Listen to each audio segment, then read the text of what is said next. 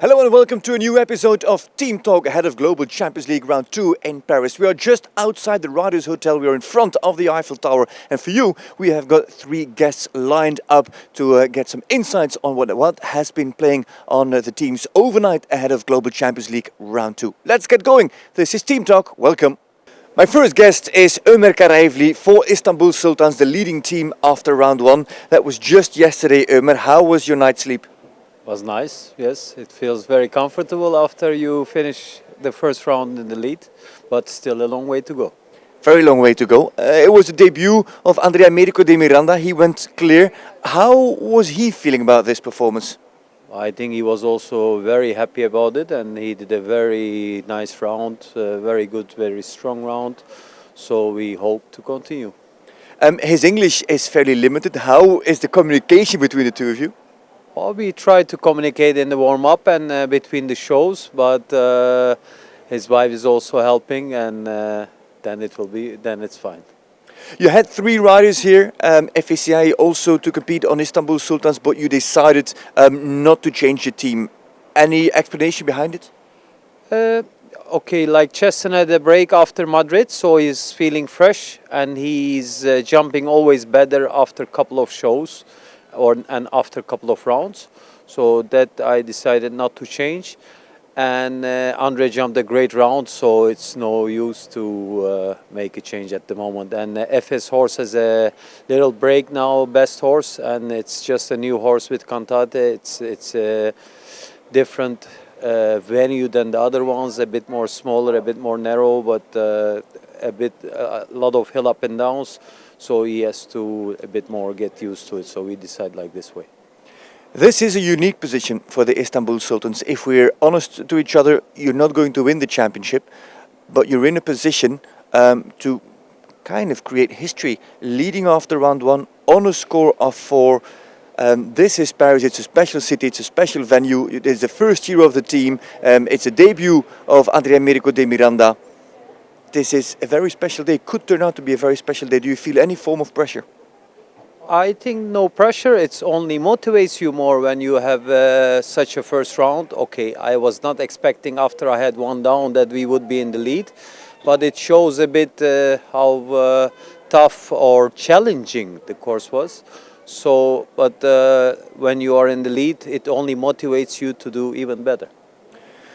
The team is last to go, but you will also be last to go. We know that you are a fast rider. You always have a natural speed to your rounds. You're also not shy from taking risks. But now there's a lot riding on your shoulders for the team in this first year on the Global Champions League.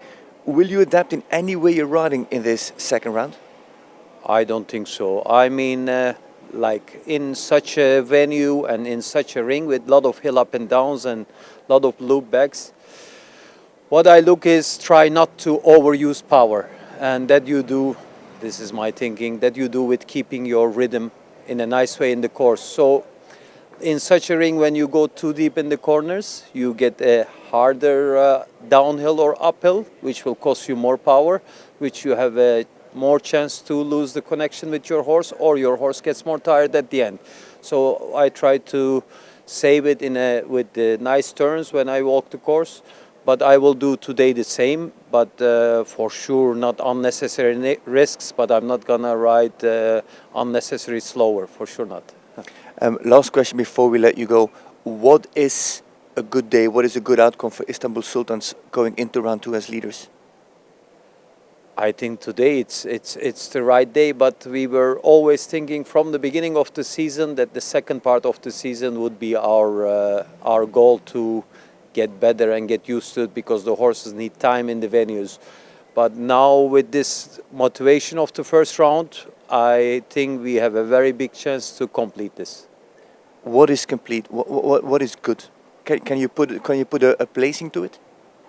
Always a podium we should keep, and normally we should be able to easy win as well. Sorry, what was the last one? Winning, for sure. We are hungry to win, and we have competitive riders, like a new team. For sure, there are very strong teams behind, but also even on the other shows, some second rounds, as you saw in Madrid and in Mexico, We had the best team result as a second round, so we are able to do this. So we're gonna finish this off. Ömer, Paris has always brought surprises, whether it's in Grand Prix or in GCL. I hope this time the surprise may be the Istanbul Sultans. Best of luck. Thank you very much. I hope so too. Second guest on this episode of Team Talk is Mark McCauley. Mark, how are you feeling after round one? Very good, very good. Had a good night's sleep and ready for round two today. With 8 faults coming out of the first round and so many teams on 8 faults and 4, it's actually still quite open, wouldn't you say?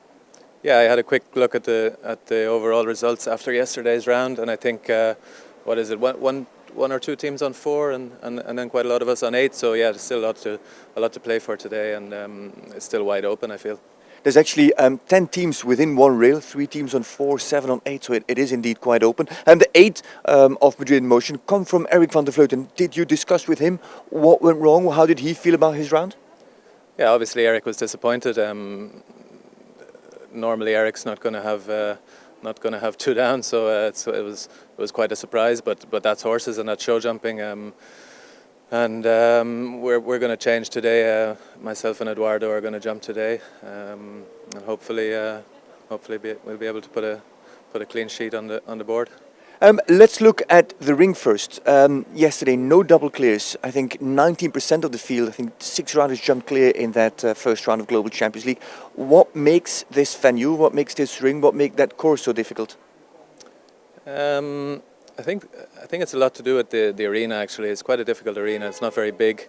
There's quite a hill on it, quite a slant on it.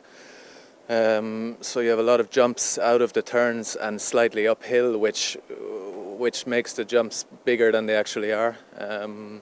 I think that had a lot to do with it yesterday. Anyway, of course, as it was the first day, first time jumping on that ring for the horses.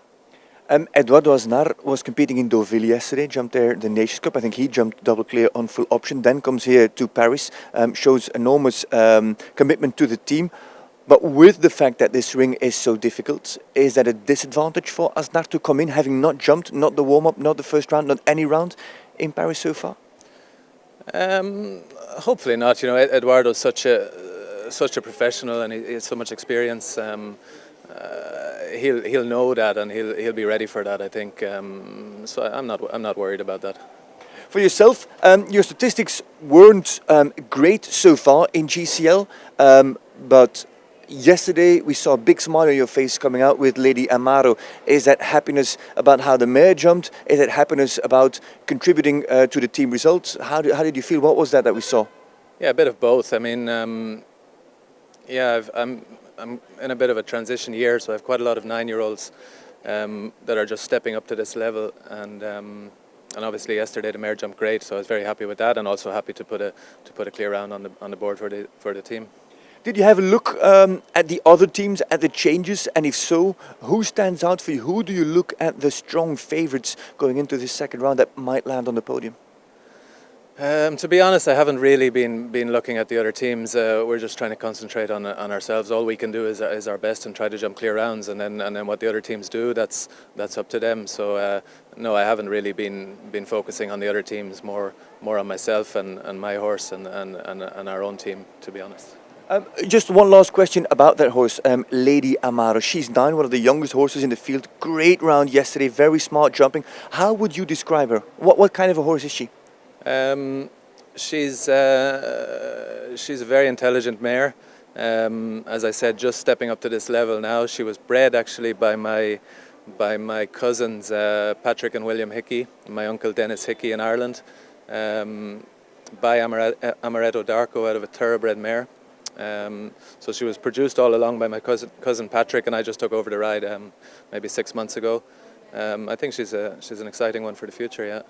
All right, let's see if she can put on a double clear on the board here after round 2 in Paris. This is Mark McCauley from Madrid in Motion. Let's see how that turns out for them. Third and last guest on Team Talk is Brian Mowgray. Brian, how is Paris treating you?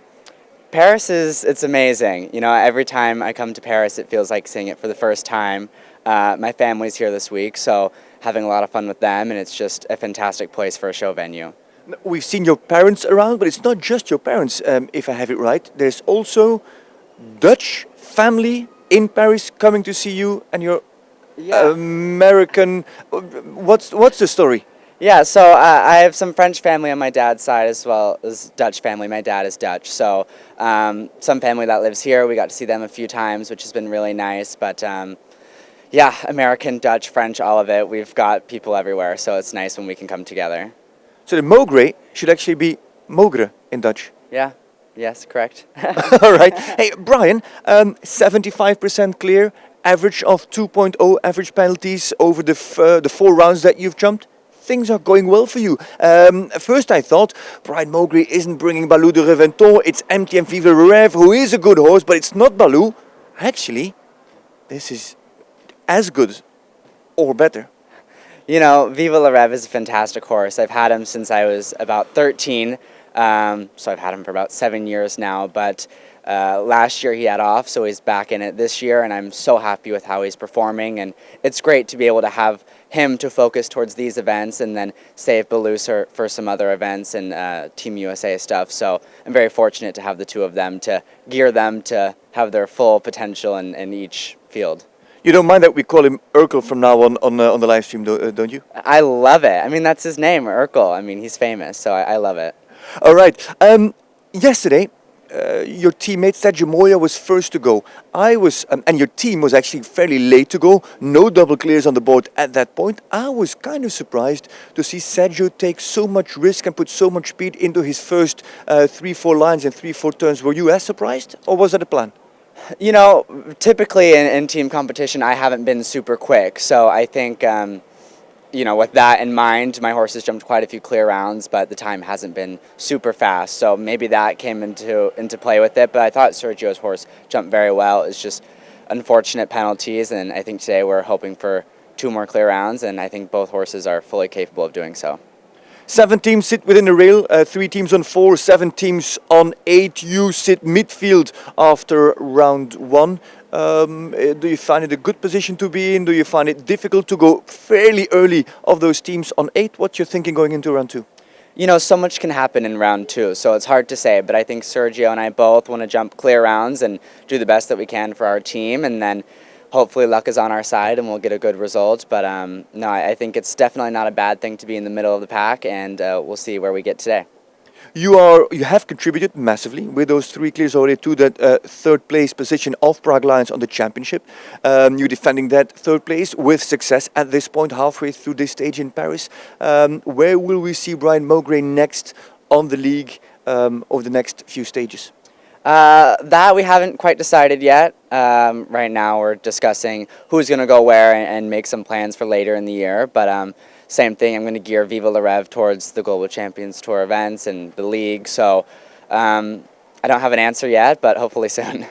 All right, let's see how that turns out. And let's see if the Prague Lions can defend that 3rd position on the championship in round 2 of the Global Champions League here in Paris.